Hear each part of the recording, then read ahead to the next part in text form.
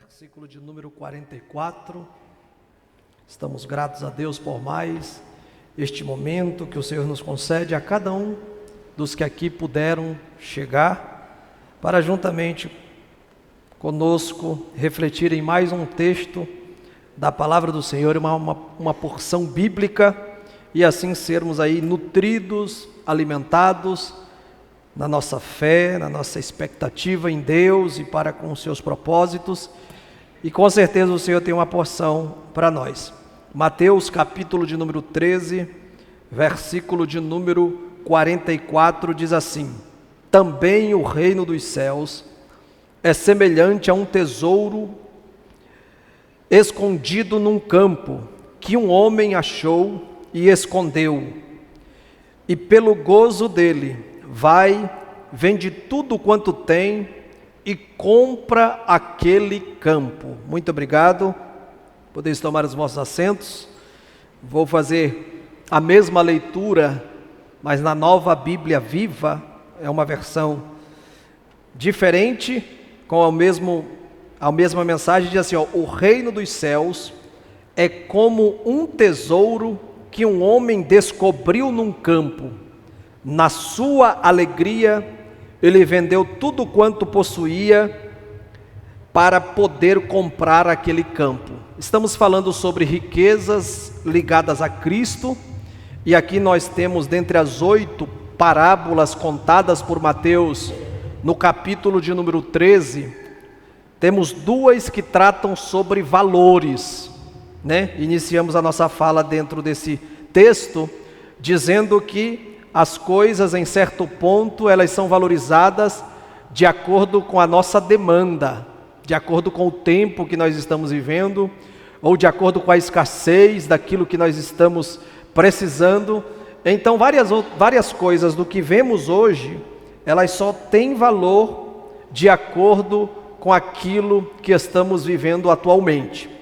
Mas a proposta nossa, ao falar sobre valores e pautados dentro da parábola do tesouro escondido e da pérola que um negociante achou, e devido ao seu grande valor, disse aos irmãos, né, sobre riquezas na Bíblia, pedras preciosas, ouro, prata, e em muitos tempos recursos, vestes caríssimas. E a proposta nossa é identificar na Bíblia sobre valores que, independente do tempo, da época, independente do momento que nós estamos atravessando, precisa estar aí claro na nossa visão que aquilo é uma riqueza, é um tesouro que não podemos abrir mão, e também precisamos ter acesso e desfrutar. E aqui o Senhor está falando sobre o reino que Ele exerce, a autoridade que Ele tem como Rei dos reis e Rei da igreja também. Ele é o nosso Rei Jesus, e nós somos o seu reino, nós somos o seu domínio.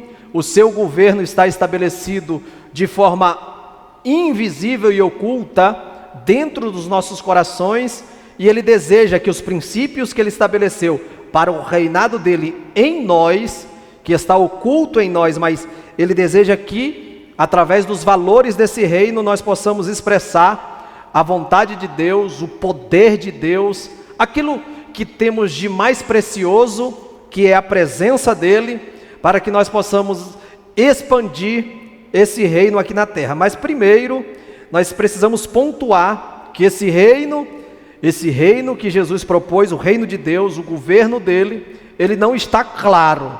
Vocês não conseguem perceber Jesus sentado num trono, ou vocês não veem pela palavra do Senhor, o Senhor interessado em atuar como um poderoso na área da política, um governante, como aconteceu com Davi, com os demais reis. Não, o reino do Senhor, na presente era, ele só é claro e perceptível dentro de uma proposta que o próprio Deus estabeleceu.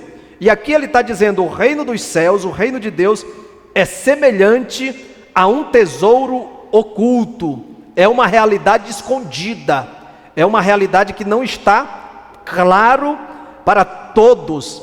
E como nós observamos na quinta-feira passada, quando Jesus, no capítulo de número 13, vai falar sobre a parábola do semeador, em diversos textos ele enfatiza o tema sobre ouvir ativamente aquilo que ele estava falando, ouvir com atenção, dar ouvido às palavras que ele estava verbalizando.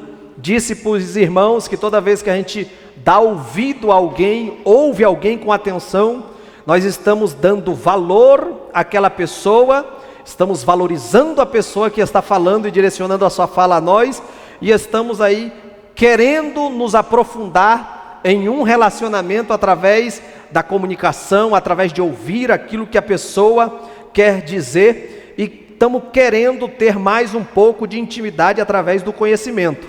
E quando nós percebemos o Senhor falando sobre esse tesouro que está oculto, nós percebemos que também Paulo vai tratar sobre duas características de pessoas, e eu quero que você abra lá em primeira carta de Paulo aos Coríntios, capítulo de número 2, versículo de número 13, 14 e 15, versículo 14 e 15, somente esses dois, que diz assim: ora, o homem natural não compreende as coisas do Espírito de Deus, porque lhe parecem loucura, e não pode entendê-las, porque elas se discernem espiritualmente. Mas o que é espiritual discerne bem tudo, e ele de ninguém é discernido. Quando nós olhamos para Paulo dizendo sobre o homem natural, e a gente falou um pouquinho dele na quinta-feira passada, esse homem natural, ele não consegue ter um discernimento das coisas de Deus. Esse homem natural, para esse homem natural, é que Jesus está dizendo ali, ó, o reino de Deus é comparado, é como a um tesouro escondido no campo. Essa preciosidade do reino estabelecido do Senhor hoje, que está como algo ou uma realidade oculta, ela não pode ser percebida pelas vias humanas que nós temos.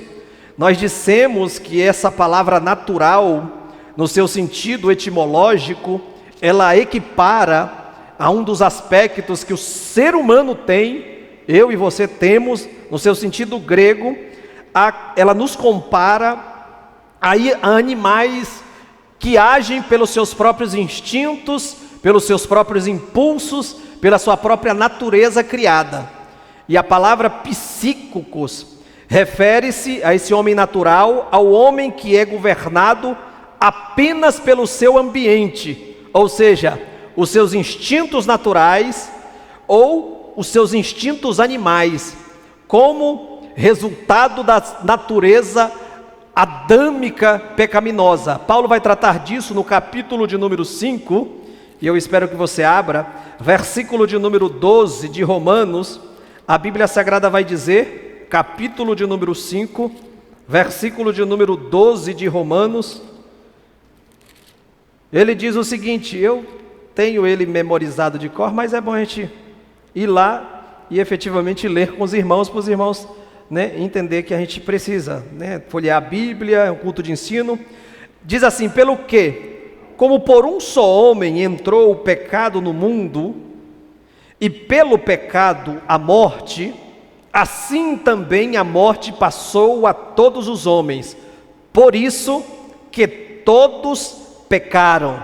Aqui nós vemos Paulo dando a conhecer e manifestando que através da transgressão, que foi quebrar a ordem de Deus, que Deus falou no capítulo de número 2, versículo 15 a 17 de Gênesis, vocês vão encontrar ali, e pôs o homem no jardim para o cultivar e o lavrar, e o Senhor Deus lhe deu essa ordem, ó, de toda árvore do jardim comerás livremente, mas da árvore do conhecimento do bem e do mal não comerás, porque no dia em que dela comerdes, certamente morrerás. E Paulo identifica que o salário do pecado é a morte. E aqui ele está dizendo exatamente isso, que através da quebra, transgredir é quebrar, é errar aquele objetivo que foi estabelecido dentro daquela lei, daquela regra. Então, através da transgressão e queda de Adão, o pecado como princípio ou poder ativo conseguiu penetrar na raça humana. Penetrando na raça humana o pecado, através da herança pecaminosa da natureza adâmica, todos os nossos sentidos eles foram comprometidos e corrompidos. Então nós não devemos, é um conselho bíblico, ser guiado pelo nosso próprio instinto, pelo nosso próprio ambiente, pelos nossos próprios olhares, percepções e assim vai, emoções. Este homem natural que Paulo está dizendo aqui, diante dessa condição que ele está, é incapaz de compreender as verdades espirituais, porque as verdades espirituais, elas só podem ser compreendidas através do Espírito Santo de Deus, que as revela, que as manifesta. No capítulo de número 1 do livro do Evangelho de Lucas, versículo de número 52 ou 53, a Bíblia vai dizer o seguinte: despediu vazio os ricos e encheu de bem os famintos. Ali, Lucas está dizendo que todos aqueles que se aproximam do Senhor e se esvaziam dos seus próprios eus, conceitos, regras, se chegam até Cristo com o intuito de serem cheios, alimentados, abastecidos, orientados, de maneira nenhuma o Senhor, Ele vai despedir essas pessoas vazias. No capítulo de número 11, versículo 25, na sua oração, Jesus diz assim, graças te dou, Senhor dos céus e da terra, que revelastes estas coisas, que ocultastes estas coisas aos grandes, aos sábios entendidos, e as revelastes aos pequeninos. Então, quando nós olhamos para Paulo, falando e fazendo aí uma antítese, colocando aí contrário o homem natural com o homem espiritual, Paulo ele faz esse contraste desse homem espiritual, que é o homem que nós vamos tentar aprofundar um pouco hoje, que é uma palavra que define esse homem espiritual, que provém do Espírito Santo, pneumáticos, que significa baseada em pneuma ou espírito, com o homem que não tem, o Espírito Santo. Nós vemos o homem espiritual sendo aí colocado oposto ao homem natural, que é uma palavra, como nós aprendemos na quinta-feira passada, baseada na psique, na alma, na vida, no instinto, na natureza.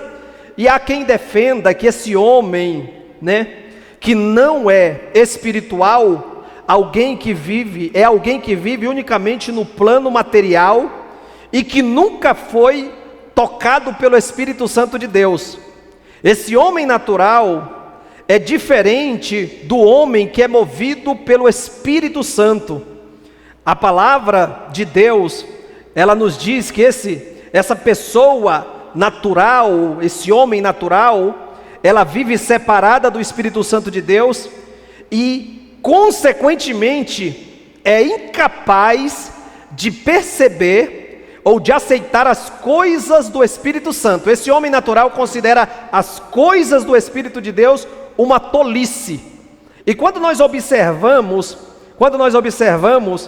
no capítulo de número 2, que nós lemos, Paulo explicando e falando sobre isso, nós percebemos que esse homem natural, ele vive somente para as coisas do aqui e do agora.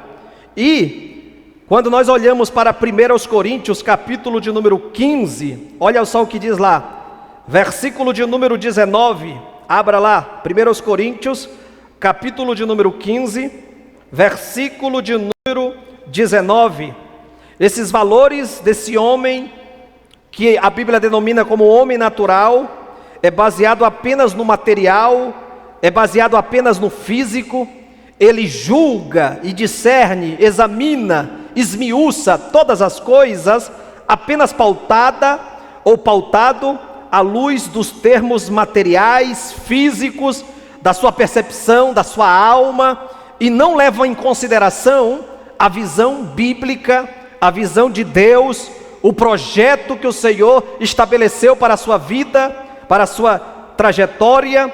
E quando nós olhamos para Paulo, categoricamente enfatizando a necessidade de que nós tenhamos expectativas não só nas coisas que a gente vê o aqui e agora, mas tenhamos expectativas no Cristo que nós servimos, nesse tesouro de Deus aqui na terra, e desfrutando desse tesouro, ele vai dizer o seguinte, capítulo 15 de 1 Coríntios, versículo 19, diz assim: se esperamos em Cristo só nesta vida, somos os mais miseráveis de todos os homens.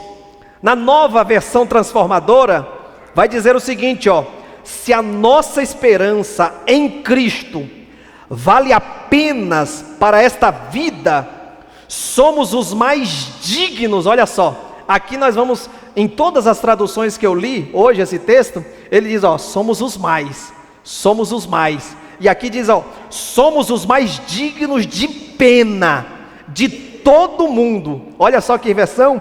Na Nova Bíblia Viva diz assim, se o fato de sermos servos de Cristo nos traz esperança para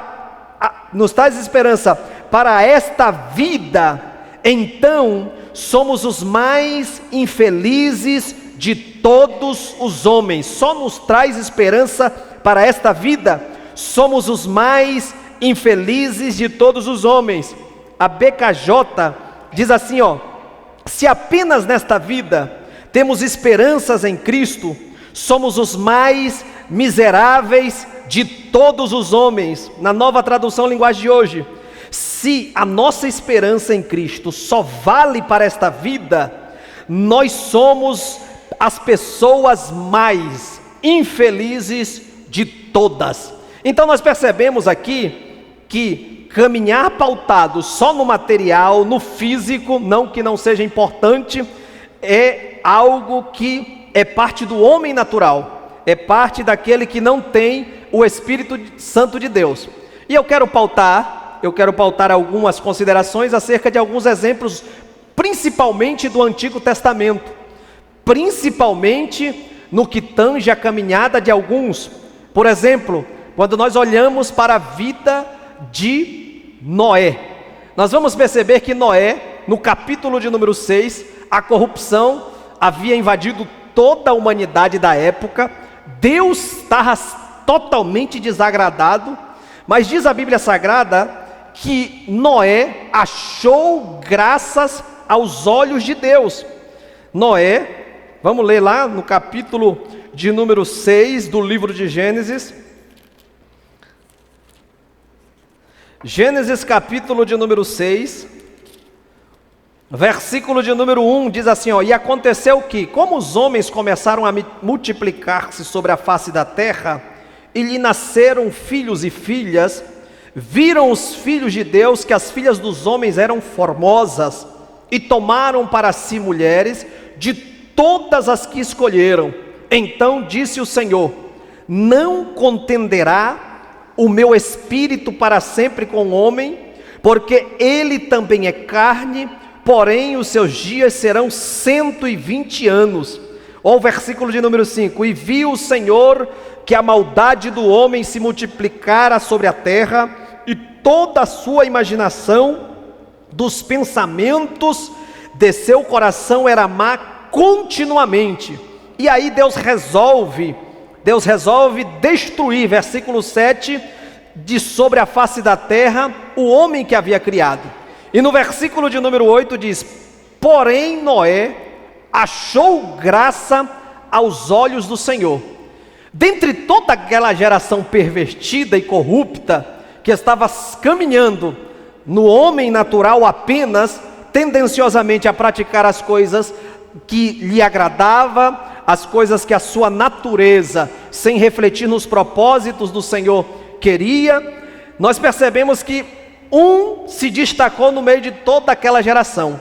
E eu acredito, queridos, que diante da proposta e do projeto que o Senhor deu para Noé, o versículo de número, por exemplo, 22 do capítulo 6, diz assim: assim fez Noé, conforme tudo que Deus lhe mandou, assim o fez.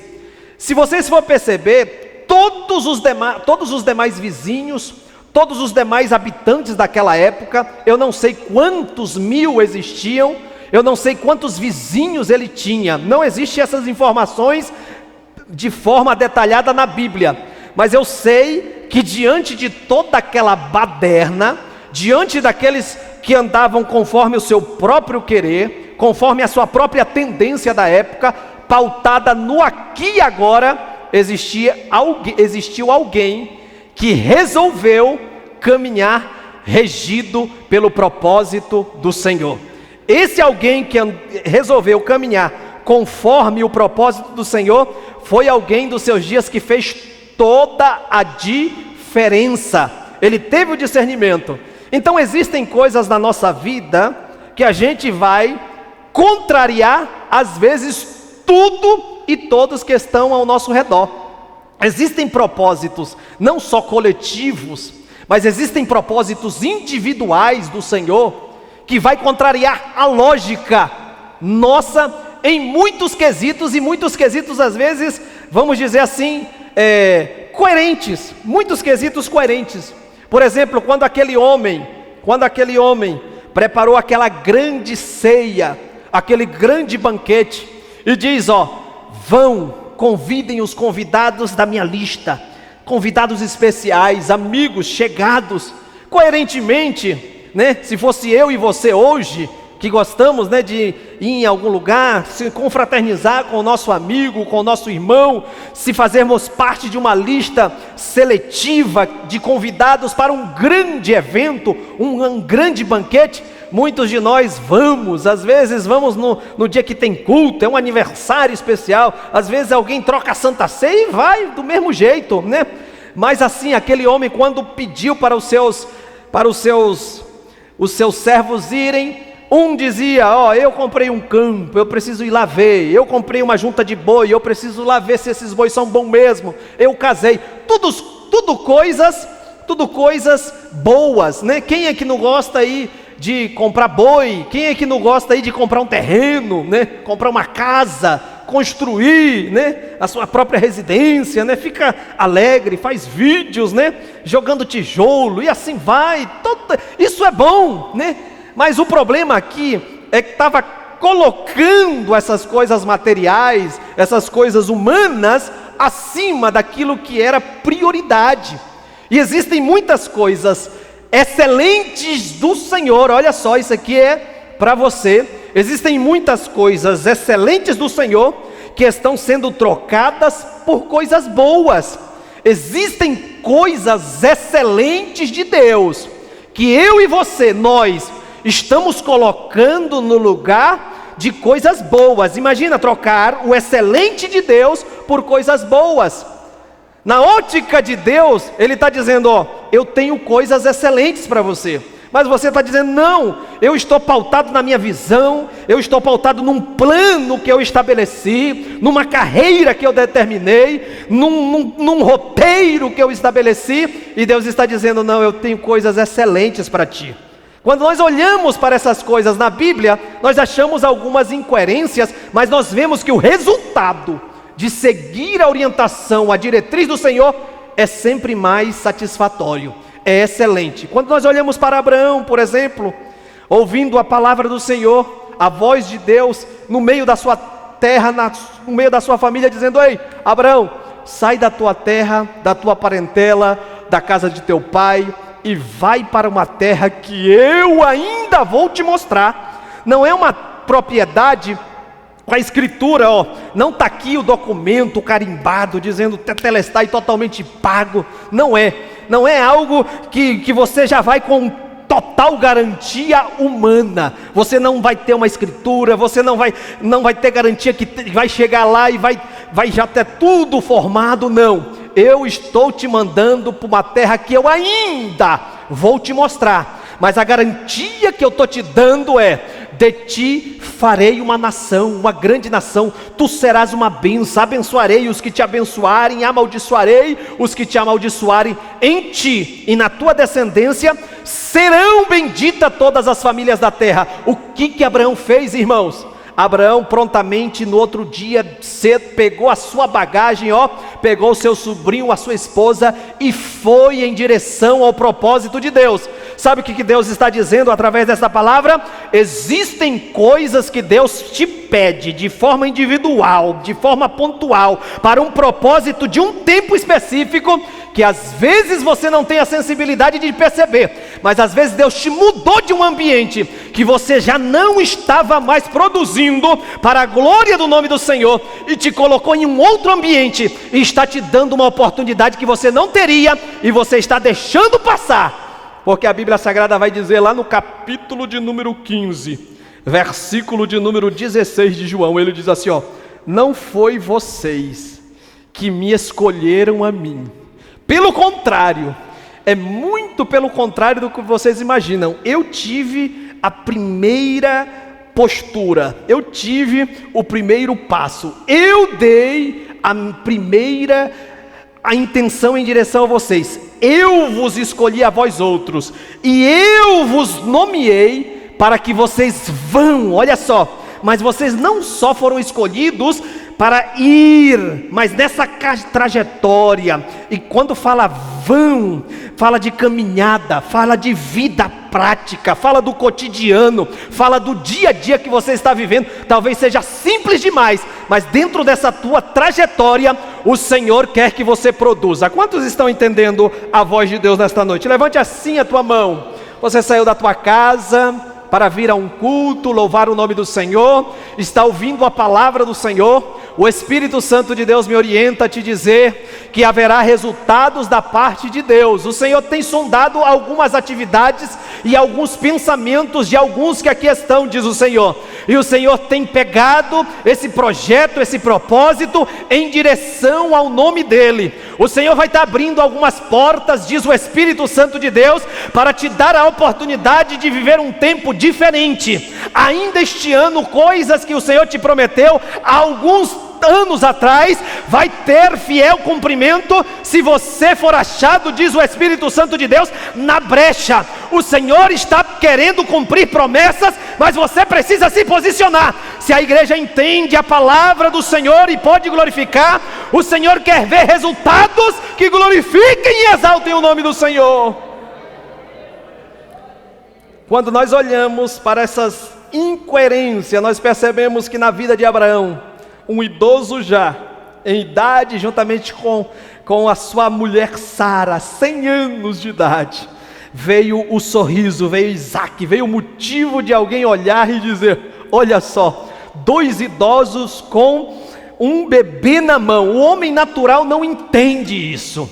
Isso não se discerne naturalmente. As pessoas daquele tempo só podiam olhar para Abraão, para a sua esposa e dizer, isso não é de homem, isso homem nenhum tem capaz de fazer, isso só pode ser obra do Deus Todo-Poderoso. Vocês acreditam que o Senhor faz milagre? Faz. Levante a tua mão assim. Espírito Santo de Deus, a igreja do Senhor está dizendo que acredita que o Senhor faz milagre. Então toca, Senhor, nesta área. Talvez seja uma área improdutiva, talvez, Senhor, o território, diante da situação que está vivendo, o Pai está dizendo que não vai produzir, não vai gerar, está dizendo que não vai nascer, não vai ser motivo de alegria, mas pelo poder da Tua palavra que eu estou pregando, Pai, submetido, Senhor, à unção do Teu Espírito Santo, eu ministro, Senhor, o poder, Senhor, de frutificação, o poder de multiplicar. O Iabaca, Deus está te contemplando, Deus tem te visto. Amanagasébia canta. Sinta o toque de Deus e glorifica o nome do Senhor. Levante a tua mão e adore o nome do Senhor. A presença do Espírito Santo está passeando na casa. O Iabacan, homem natural não entende isso. Só quem tem a presença do Espírito Santo de Deus pode perceber que há uma movimentação no céu em direção à terra nesta noite. E o Senhor vai operar milagres extraordinários, porque o Senhor vai ser glorificado mediante a trajetória difícil que você tem caminhado, espinhosa, diz o Senhor, relacionamentos talvez conturbados, mas a presença de Deus está te restaurando, está restaurando o teu ânimo, está restaurando o teu vigor, está te levantando nesta noite. Meu Deus, quando nós olhamos, irmãos, para a vida, por exemplo, de Isaac, o encontro que ele teve com a sua esposa Rebeca, nós percebemos uma história poderosa do Senhor. Diz a Bíblia que o servo sai, mas no decorrer do caminho o servo faz uma oração: Senhor, olha só que pontual, que oração específica. O homem natural não entende essas coisas, parece loucura, parece obra do acaso, mas aquele servo diz: Senhor, se o Senhor conduzir bem a minha viagem, eu preciso chegar lá, e quando eu chegar lá, eu preciso que o Senhor coloque diante de mim aquela que vai ser a esposa do meu Senhor. E eu preciso de especificidade, Senhor. Eu quero definir isso, isso e isso. Se você ler a Bíblia, aquele servo que foi buscar a mando de Abraão uma esposa para Isaac, você vai perceber que tudo que ele colocou de forma declarada, porque você precisa ser específico, você precisa se dispor, você precisa de propósito com Deus. Homem natural não entende isso, porque isso só é percebido porque quem tem o Espírito Santo de Deus, diz a Bíblia que tudo ocorreu de acordo com aquele pedido, com aquela oração, e aquele servo glorificou o nome do Senhor, e deu tudo certo, que ele trouxe Rebeca e ela aceitou vir, e eles tiveram aquele encontro abençoado que você conhece a história. Quando nós olhamos para a Bíblia Sagrada também, poderia citar outros exemplos. A vida do moço José.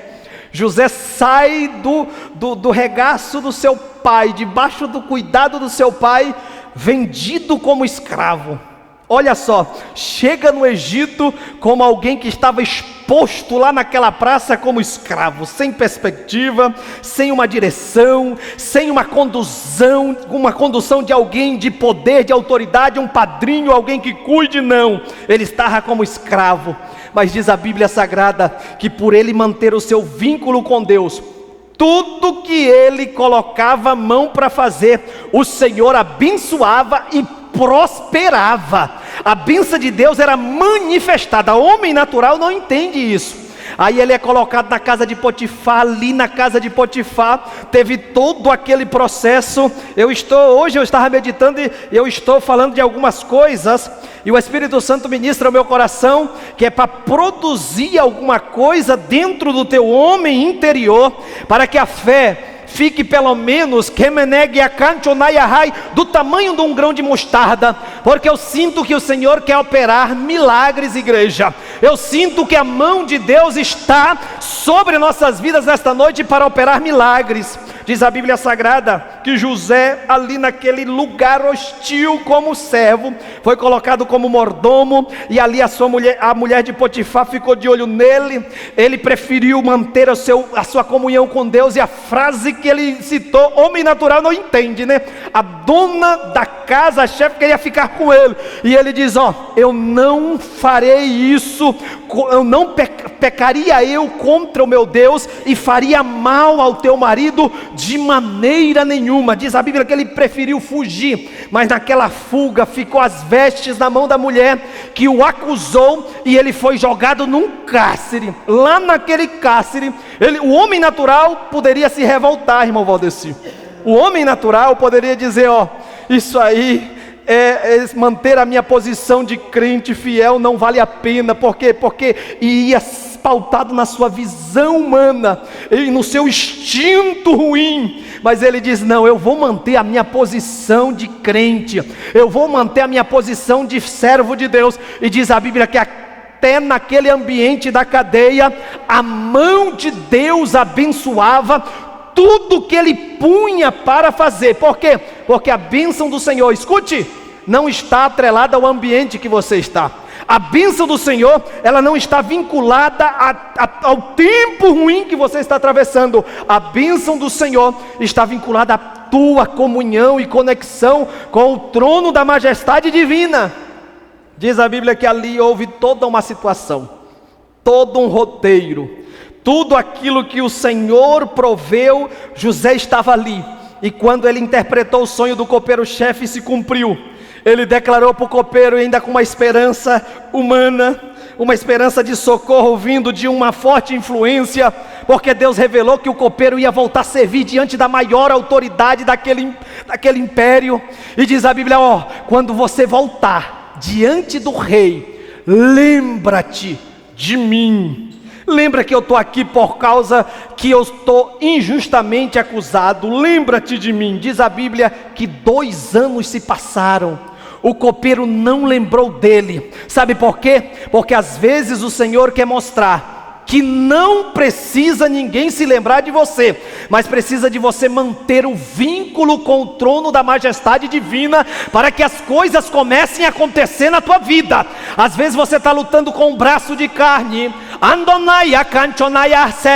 O Espírito Santo me faz entender que você está tentando de muitas maneiras. Sair por conta própria não vai adiantar, você não vai conseguir. E o Espírito Santo me orienta a te dizer: começa a levantar de madrugada para priorizar um projeto de conexão com o trono da majestade, que as coisas vão desenrolar. Diz o Senhor, a minha mão vai se estender, o milagre vai te alcançar. Se a igreja acredita no poder deste Deus, vai adorando o nome dele. Deus tem um cenário para que nos... Eu anotei aqui, Deus tem um cenário para que nós atuemos, mas somente Ele pode nos dar condição de entrar e agir nesse roteiro do Senhor. Por conta própria também nós não damos conta. É por isso que Ele deixou o quê? Oração. É por isso que Ele deixou isso aqui, Bíblia. É por isso que Ele deixou aqui, obreiros para nos transmitir a palavra, e a palavra gera fé. É por isso, sozinho não dá. Mas quando nós olhamos para José naquele cárcere, depois de 2 anos, diz a Bíblia Sagrada que o rei teve um sonho e ninguém conseguia decifrar. E a Bíblia Sagrada diz que lembraram daquele lá no cárcere e mandaram chamar José. E a Bíblia diz que quando José chega diante daquele faraó, ele interpreta do jeito que precisava e do jeito que era mesmo, porque era um sonho dado pelo Senhor.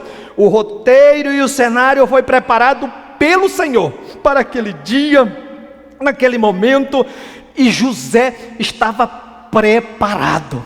Muitas coisas não acontecem na nossa vida, muitas coisas do reino de Deus, porque quando nós falamos em reino, não é só o domínio salvífico que o Senhor deseja exercer e executar na nossa vida. Quando nós falamos de reino de Deus, nós também estamos falando sobre o poder desse reino, o poder desse rei. O reino é uma demonstração do poder divino em ação.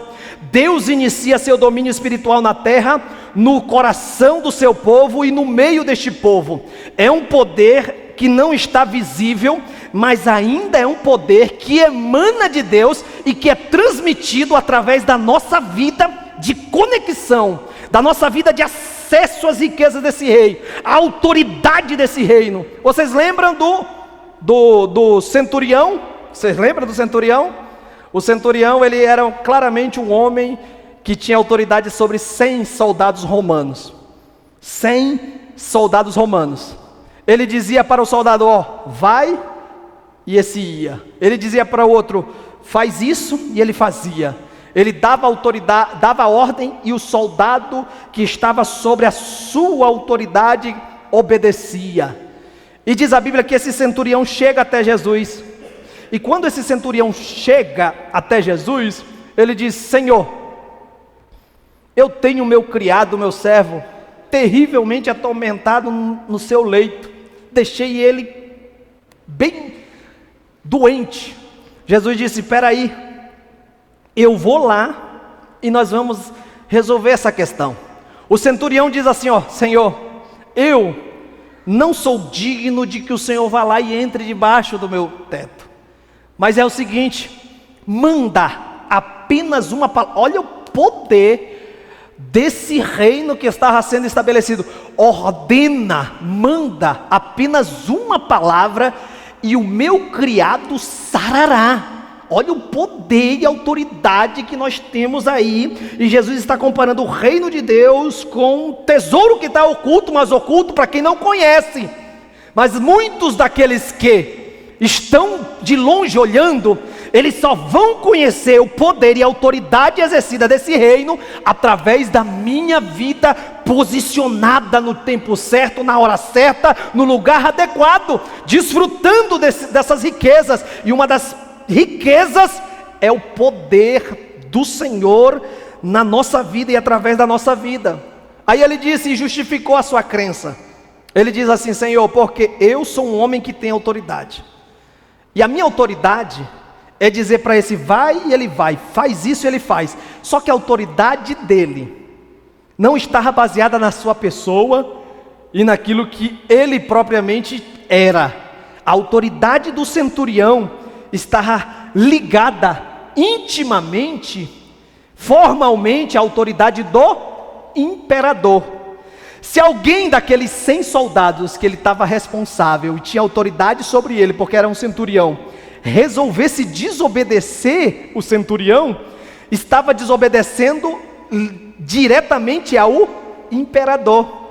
O centurião disse: ó, o Senhor está operando coisas que poder humano não dá conta de operar. Então, assim como eu tenho uma autoridade outorgada por alguém, essa autoridade que está sobre a vida do Senhor só pode ser uma autoridade de Deus.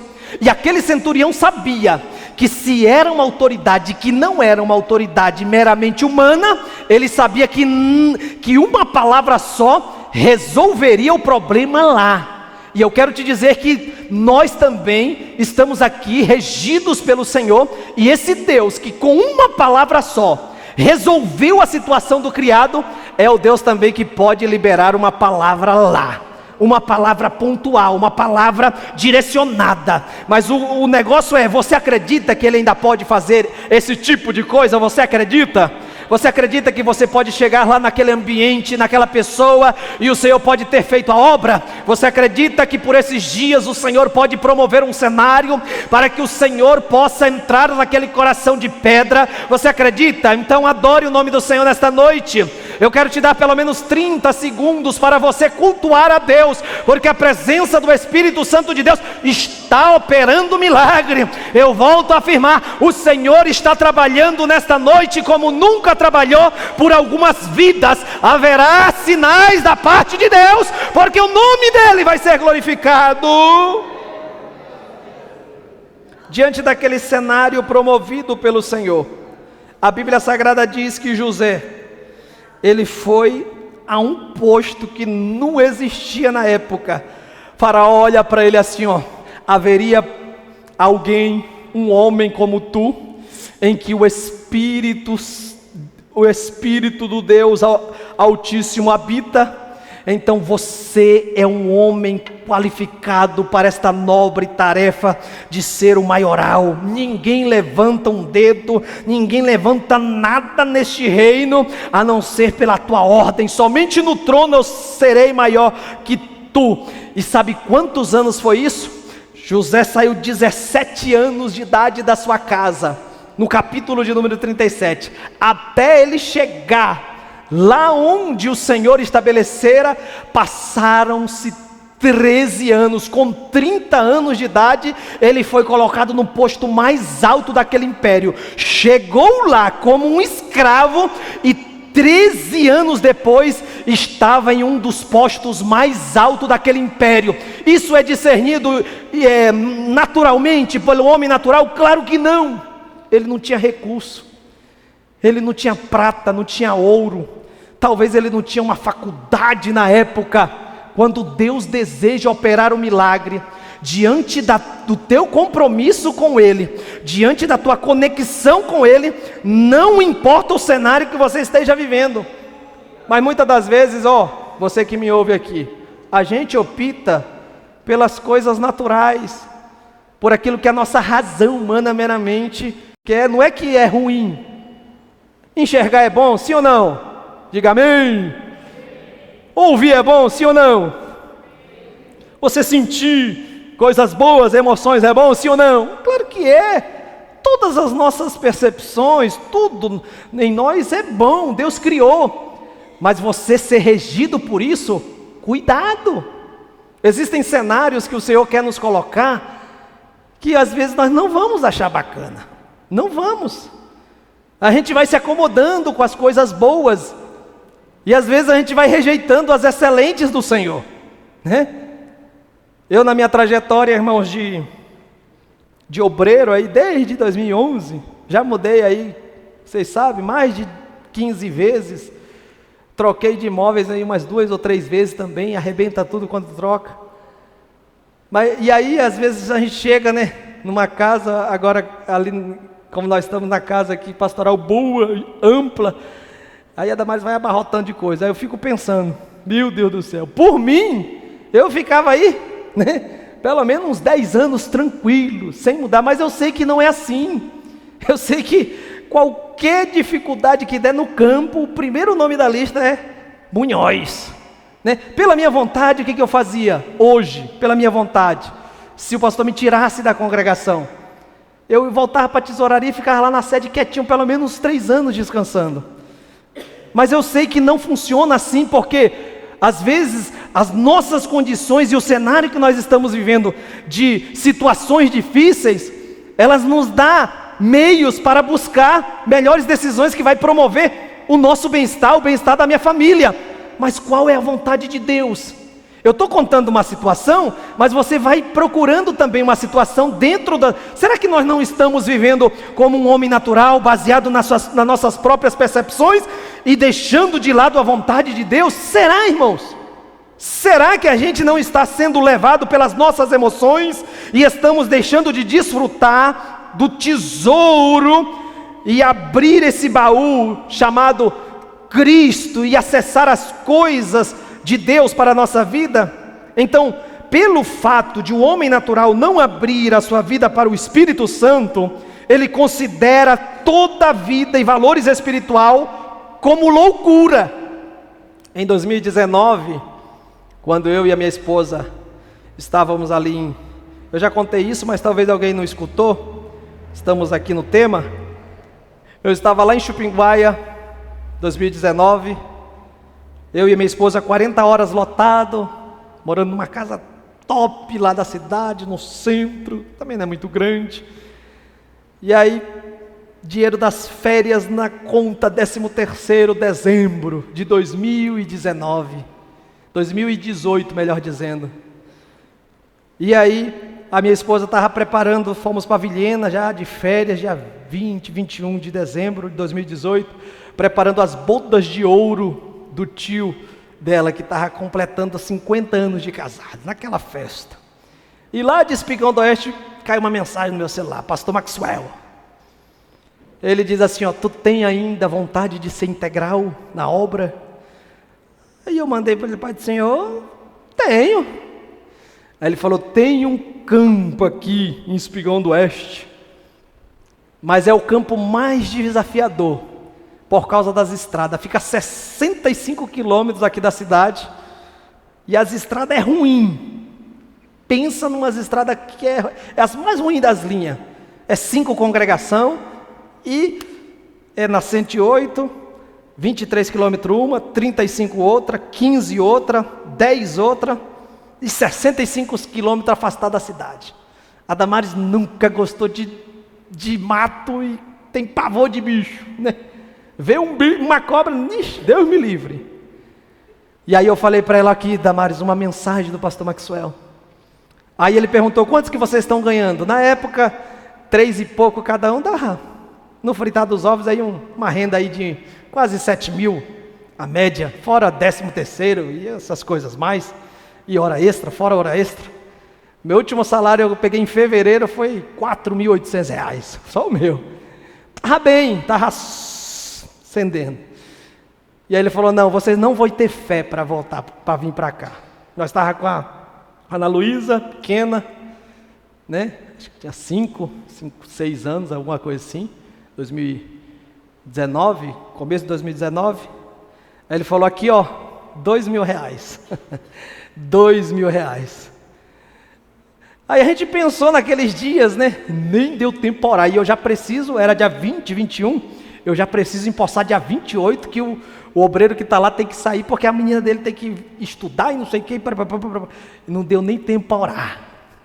Falei, Damares, ó, Deus investiu muito na gente, a gente tem um conhecimento bacana de igreja, tu foi criada na igreja, vamos investir um pouquinho da nossa vida e saúde naquilo que o Senhor deseja. Depois a gente vê o que faz. A gente largou o contrato da escola e foi lá para Greba. Os amigos falavam, tu é doido, Alexandre, levar tua mulher e para a filha lá, rapaz, vai morrer, matou teu ministério, não vai dar conta. Mas eu fui.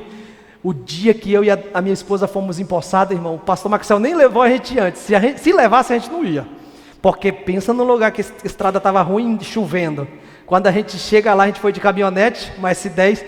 Eu estava com essa parte aqui doendo, que a gente foi na parte de trás. O negócio do caminhonete S10, ela só é macia se tiver muito peso, né? E eu ia dar mais lá atrás, e aquelas valas, aqueles buracos, uma hora a caminhonete atolava, tinha que voltar. Aquela luta, 65 quilômetros da cidade, a Ana Luísa está só olhando ali, né?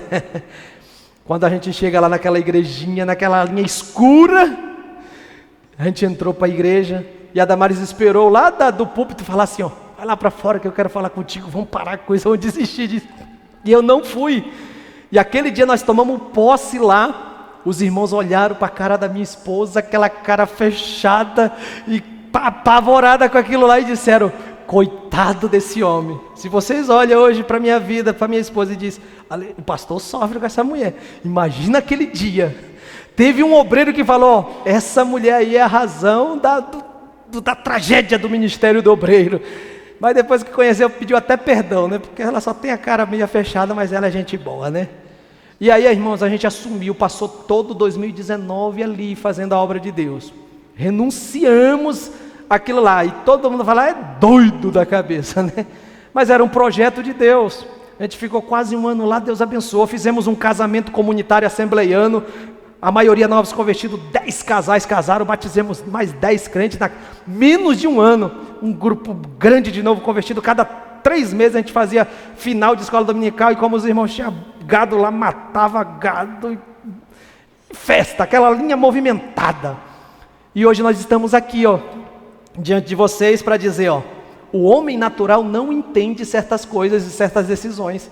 Só que às vezes nós estamos tomando decisão baseado só na natureza, na percepção humana. Nós não estamos consultando mais as riquezas ocultas em Cristo. Qual é a vontade do Senhor? Os discípulos muitas das vezes foram repreendidos pelo Senhor. Até Pedro foi repreendido, ó, Pedro, afasta de mim, Satanás. Pedro permaneceu ali, mas Satanás foi expulso, porque a proposta do inimigo é sempre contrária à proposta de Deus, e ele usa o mundo, e ele instiga a nossa natureza, muitas das vezes, a tomar decisões que não estão na vontade de Deus. Então pode doer, irmãos, pode ter uma renúncia grande, mas se for da vontade de Deus, ó, você vai desfrutar daquilo que há de melhor, porque existem riquezas conectadas a Cristo, e quando eu falo em Cristo, eu falo em viver a vontade do Senhor, viver como cristão, viver a vontade do Senhor em todos os aspectos da nossa vida, pautados na sua vontade. E hoje nós desfrutamos de muita coisa boa, as coisas melhoraram, estamos na cidade, mas se precisar de novo, irmãos, ir lá para o mato, para a linha, sendo vontade de Deus, ó, não importa, tá bom? Vamos colocar de pé? Eu fugi totalmente do meu roteiro, irmão, não sei porquê, mas o Senhor sabe. Que Deus possa nos dar a oportunidade de sermos pessoas